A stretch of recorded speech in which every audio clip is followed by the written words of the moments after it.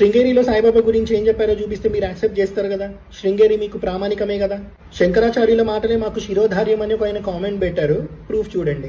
తమ జిహ్వను పవిత్రాతి పవిత్రం చేసుకున్న మా ఆస్థాన విద్వాంసులు పౌరాణిక సార్వభౌములైన మల్లాది చంద్రశేఖర శాస్త్రి గారు ఈ మహాభారతాన్ని 30 రోజుల్లో సమగ్రంగా ప్రవచనం చేసి ఈ మహాభారత కథను ఆబాలగోపాలం ఆంధ్ర జనతకు అందివ్వడం మాకు అమితమైనటువంటి సంతోషాన్ని కలిగిస్తున్నది.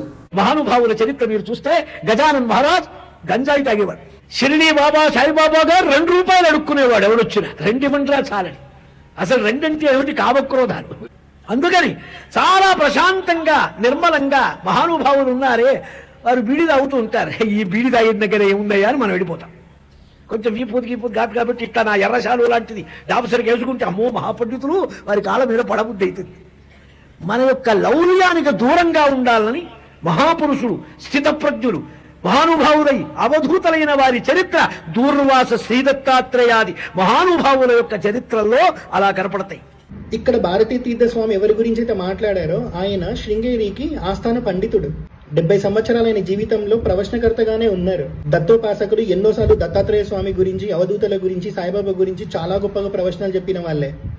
భారతీ తీర్థస్వామి ఆశీర్వదించి మహాభారతం చెప్పమన్నప్పుడు ఆయన పీఠాధిపతికి పీఠానికి అతిక్రమించి సాయిబాబా గురించి ఎలా చెప్తారు? సాయిబాబా నిజంగా ముస్లిమే అయితే ఒకవేళ అని చెప్పినా కూడా ఇప్పటికీ ఈ వీడియో అవైలబుల్ ఉంది యూట్యూబ్లో అని అంటే అది శృంగేరి పీఠాధిపతులు సాయిబాబాని యాక్సెప్ట్ చేసినందుకే కదా, లేకపోతే దాన్ని డిలీట్ చేసేవాళ్ళు కదా. సాయిబాబా విషయంలో శృంగేరి పీఠాధిపతులు యాక్సెప్ట్ చేశారు, కానీ బయట ఒక కాంట్రవర్సీ నడుస్తుంది అని చెప్పి కాముగున్నారు అంతే, మాట్లాడకుండా. ఎలా అంటే పైనున్న శంకర పీఠాలు రామ మందిర్ ఓపెనింగ్కి మేము రాము అని వాళ్ళు స్టేట్మెంట్ ఇచ్చి కాంట్రవర్సీ చేసినప్పుడు కూడా శృంగేరి వాళ్ళు కాముగున్నారు. మీకు తెలియంది ఏంటి అని అంటే శృంగేరి వాళ్ళకి రామ మందిర్ నుంచి ఇన్విటేషన్ వచ్చినప్పుడు సోషల్ మీడియాలో పోస్ట్ చేశారు, కావాలంటే వీడియో చూడండి. ఎప్పుడైతే కాంట్రవర్సీ స్టార్ట్ అయ్యిందో మేము రాము అని చెప్పి వీళ్ళు కాముగున్నారు అన్నట్టు. శృంగేరి పీఠాధిపతులు కాంట్రవర్సీలో ఉండరు కాబట్టి ప్రతి విషయంలో కామ్గానే ఉంటారు. ఒక రోజు వస్తుంది అన్ని బయటకు వచ్చేవి అని చెప్పి. ద్వారకా పీఠాధిపతి సాయిబాబా గురించి కాంట్రవర్సీ స్టేట్మెంట్స్ ఇచ్చారు కదా, అది నమ్మి మీరు అదే నిజమేమో అనుకుంటున్నారు.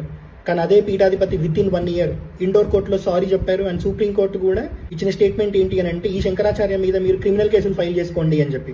ఇది మనకి తెలియదు, కానీ శంకరాచార్యుల మాటలే మాకు శిరోధార్యం అని అంటారు. మూసుకొని కూర్చోండి. మీకు తెలిసింది ఇంత, తెలియాల్సింది ఇంత.